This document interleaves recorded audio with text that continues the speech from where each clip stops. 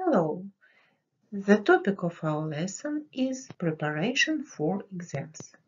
I invite you to discuss your attitude to exams. Let's speak about your feelings before exams. Try to answer the question, how do you feel when you hear the word exams? You can start this way. I feel, it makes me think of, or it sounds like. Here are some advice you can follow. Give yourself enough time to study. Organize your study space. Explain your answers to others. Organize study groups with friends. Take regular breaks. Snack on brand food. Plan your exam day. Drink plenty of water. Unit 1, page 27. Focus on listening, task 4. Listen to the conversation. Hi, Tony. How's it going? Not too bad, Sarah. What about yourself? All right, but I've got another test tomorrow, so I'm feeling a bit nervous. It'll be okay. I'm sure you know your stuff.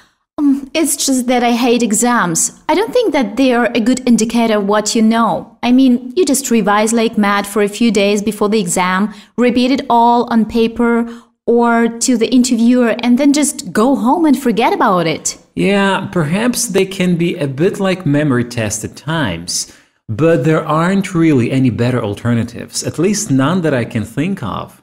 What do you mean, no alternative? What about continuous assessment? What do you mean by continuous assessment? You know, where you get marks throughout the year for the work that you do, and then you get a final mark at the end, which is like an average of all the marks that you've got. I reckon that paints a more accurate picture, because when you do an exam, it often depends on how you feel that day. Yeah, but it's easy to cheat, isn't it?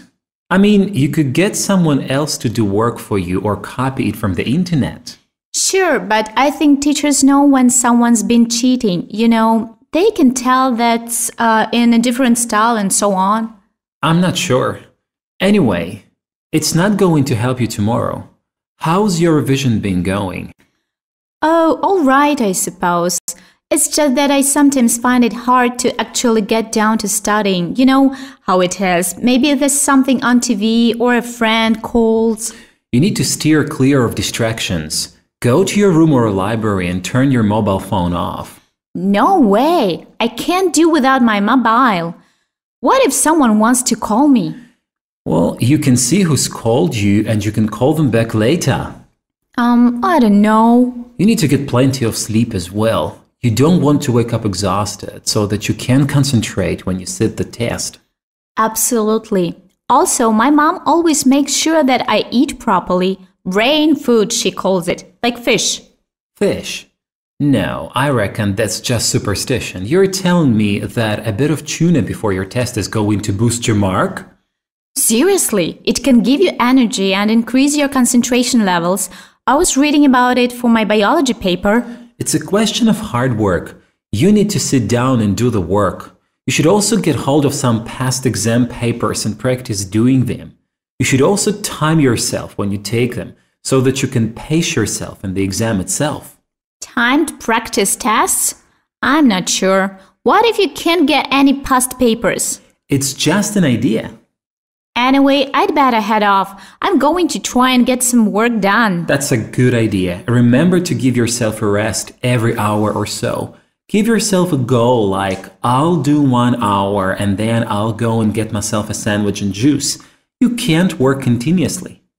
Yeah, sure. I do that anyway. Otherwise, I can't concentrate. Anyway, cheers, Tony, for all the advice. I've really got to be going. I'll see you around, okay? No problem, Sarah. Good luck. Listen again and decide if the opinions below are expressed by Sarah, Tony, or both of them. Note S for Sarah, T for Tony, or B for both. Tests are not a good way of measuring someone's knowledge. It can be hard to tell if students' works outside exams are their own ones. You should turn your telephone off when you study. Make sure you have enough sleep before your exam. Eating fish can help you perform better in tests. Doing previous test papers can help you do better in exams. You should have a break every hour when studying.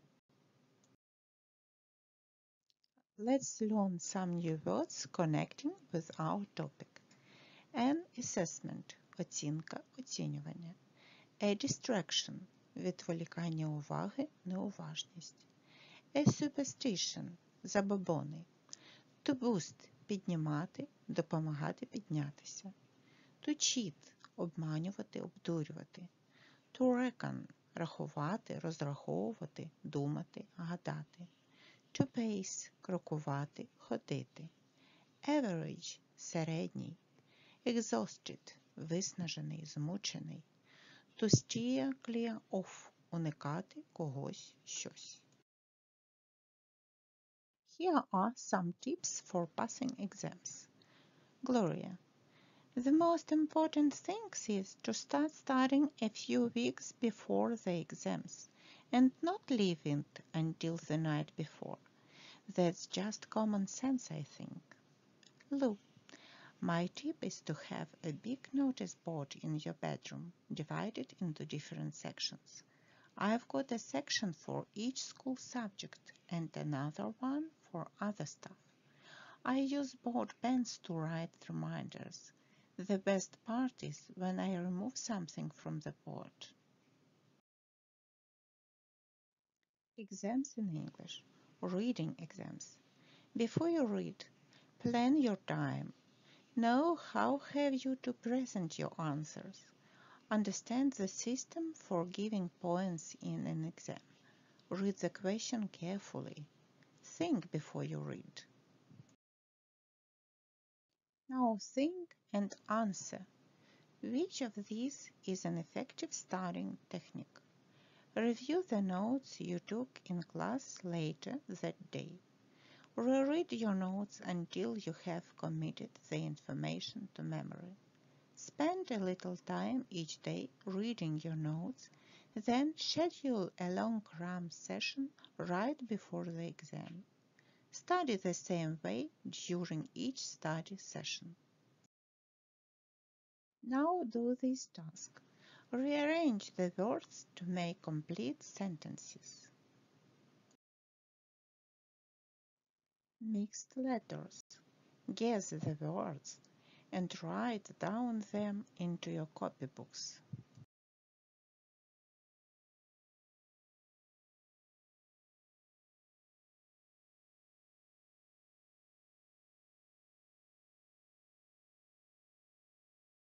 Difficult vocabulary.